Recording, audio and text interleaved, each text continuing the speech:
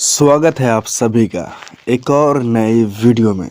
तो आज के इस वीडियो लेक्चर में नियमित परावर्तन और विस्तृत परावर्तन एकदम सरल भाषा में समझेंगे।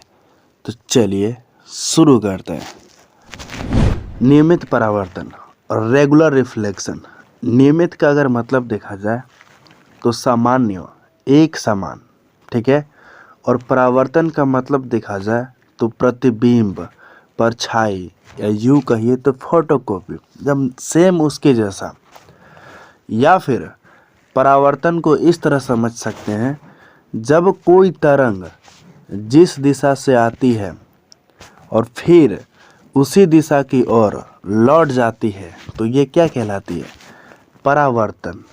तो ध्यान दीजिए, नियमित परावर्तन का जो परिभाषा होगा कुछ इस तरह होगा कि एक समान जब कोई तरंग जिस दिशा से आती है और फिर उसी दिशा की ओर एक समान लौट जाती है तो ये क्या कहलाएगी? नियमित परावर्तन, ठीक ना। तो ध्यान दीजिए, इसका परिभाषा हमने लिख भी रखा है, आगे मैं आपको पिक्चर की सहायता से समझाऊंगा। तो इसका जो परिभाषा है वो ये है, और ये जो है मेन परिभाषा है, इससे आसान कुछ हो ही नहीं सकता है।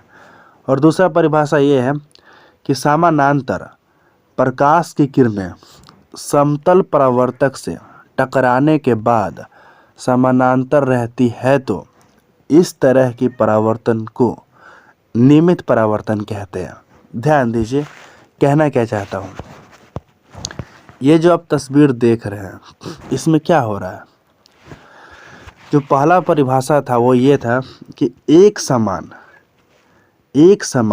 जब कोई तरंग जिस दिशा से आती है और फिर एक समान उसी दिशा की ओर लौट जाती है तो इस तरह की परावर्तन को हम क्या कहेंगे? नियमित परावर्तन, ठीक है। तो एक समान क्या हो रही है? एक समान ये आ भी रही है और एक समान चली भी गई, यानी उसी दिशा की ओर लौट गई।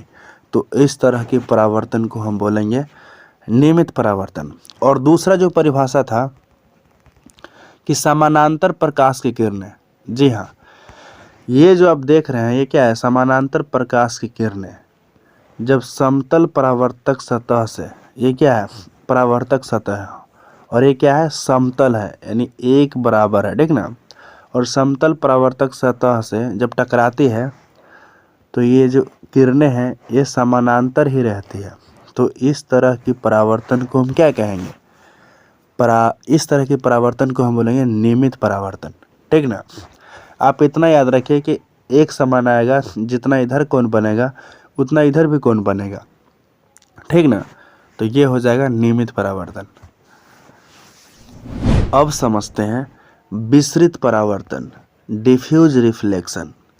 विस्तृत का मतलब होता है दूर तक फैला हुआ, बिखरा हुआ यानी टूटा हुआ, तितर बितर, छिन भिन यानी इधर उधर कहीं भी।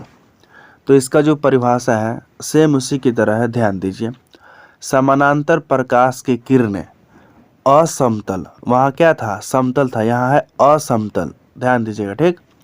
समानांतर प्रकाश की किरणें असमतल परावर्तक से टकराने के बाद समानांतर नहीं रहती है तो इस तरह की परावर्तन को विस्तृत परावर्तन कहते हैं। ध्यान दीजिए, ये जो आप देख रहे हैं इसमें क्या है? असमतल परावर्तक सतह है, ठीक है। असमतल परावर्तक सतह है और ये हमारा क्या है? समानांतर प्रकाश की किरणें, ठीक। समानांतर प्रकाश की किरणें जब असमतल परावर्तक सतह से टकराती है तो जाहिर सी बात है कि ये एक समान नहीं रहेगा, और एक समान नहीं रहेगा तो इस तरह के परावर्तन को हम क्या बोलेंगे? विस्तृत परावर्तन, ठीक है। इधर से आता है समानांतर, लेकिन इधर समानांतर नहीं रहता है, ठीक ना।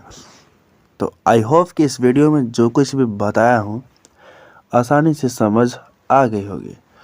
तो अगर नहीं समझ में आया होगा तो कमेंट सेक्शन में ज़रूर लिखिएगा। तो चलिए फिर मिलते हैं एक और नए दिन, तब तक के लिए जय हिंद, जय भारत।